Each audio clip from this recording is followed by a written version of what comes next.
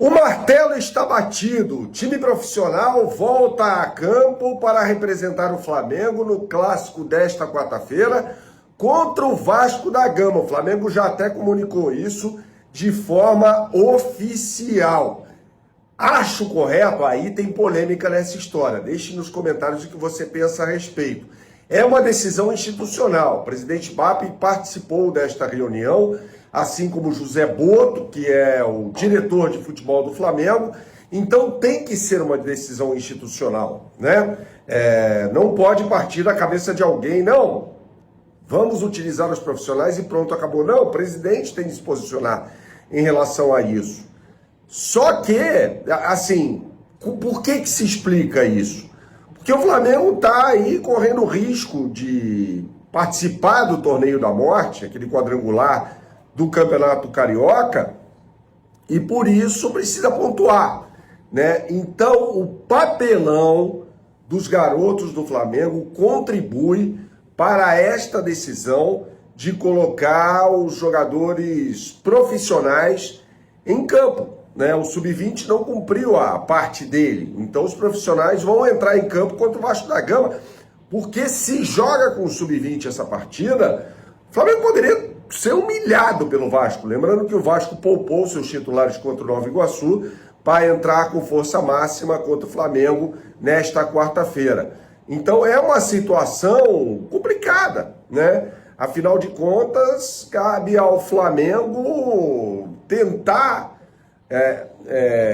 fazer o seu papel da melhor maneira. Eu acho que seria muito arriscado jogar com o Sub-20. Mesmo com os jogadores do Flamengo não estando ainda nas condições ideais. Só que eu acho que, ao mesmo tempo, o Campeonato Carioca deveria ser desprezado. Só que tem esse problema. Um risco de rebaixamento do Flamengo. Seria uma coisa ridícula para a história do clube, né? Então, os garotos não fizeram o papel deles, né? O Carbone até foi expulso de forma infantil contra a equipe do Volta Redonda, naquela derrota acachapante por 3-0, o Flamengo foi humilhado pelo Voltaço.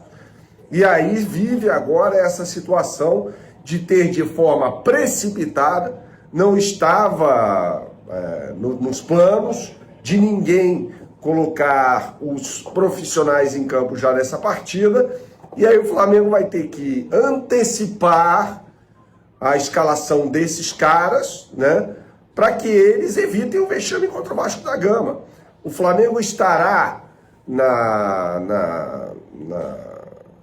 melhores condições, os jogadores estarão nas melhores condições? Claro que não. Eles estavam sendo preparados para o jogo do dia 28 contra o São Paulo, né? E aí o Flamengo não pode cair na armadilha. Se ganhar no Vasco, acho que tem que colocar o Sub-20 contra o Fluminense no sábado, né? Porque depois tem o jogo contra o São Paulo, aí a Supercopa, depois a Internacional, aí começa a vera a temporada, né?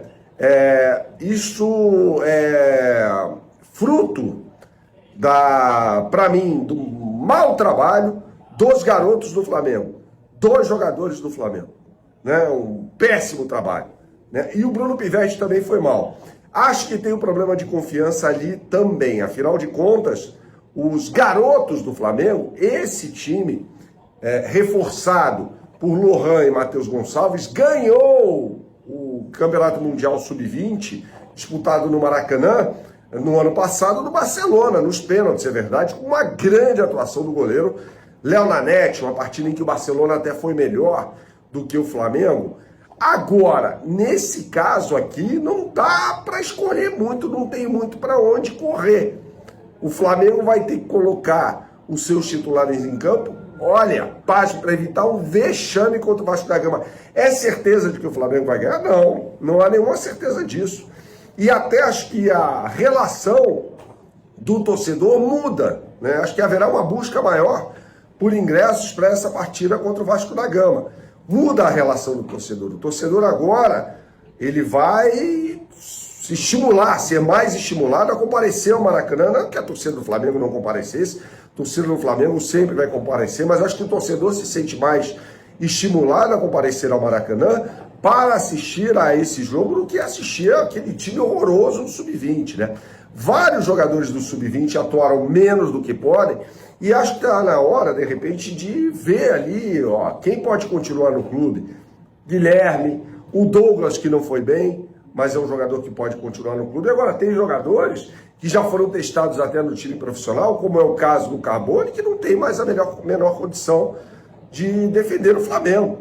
O Carbone não pode. A expulsão do Carbone aos 10 minutos de jogo contra o Volta Redonda, sendo que ele poderia ter sido expulso antes, é absurda. É simplesmente ridícula.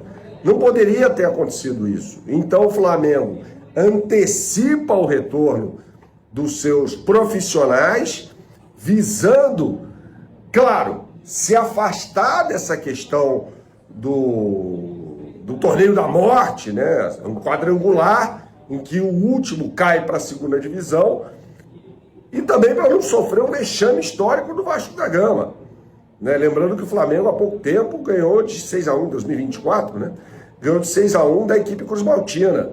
E o Vasco estaria ávido por devolver esse placar.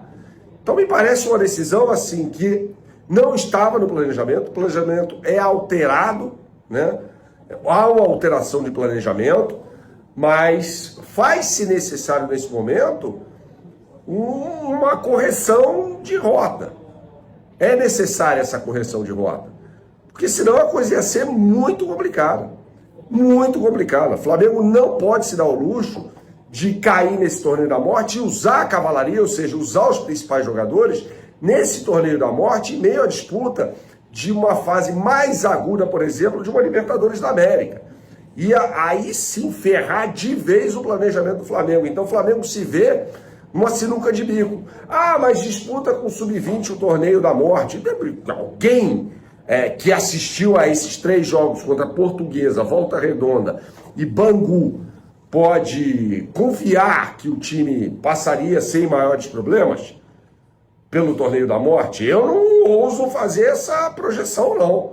Eu acho que o Flamengo teria problemas, porque esse time é muito ruim. Não é muito ruim. Eu gosto do Bruno Pivetti, acho ele um bom treinador. Mas diga aqui nos seus comentários o que você pensa a respeito. Mas é um time que claramente sentiu. Os caras sentiram, e tem isso, né? Há muitos casos da história do futebol de jogadores que renderam muito na base e que chegaram aos profissionais e não conseguiram desenvolver da mesma forma, né? Eu acho que o caso mais célebre recente é o do Lulinha, né? Ex-jogador do Corinthians, que arrebentava nas seleções de base do Brasil, chegou no profissional, deu em nada. E o Kaká, que não era titular sequer do São Paulo no Sub-20, acabou se tornando o melhor jogador do mundo em 2007. Acontece muita coisa. O Flamengo tem de olhar para a transição com muito cuidado, até para que jogadores não sejam queimados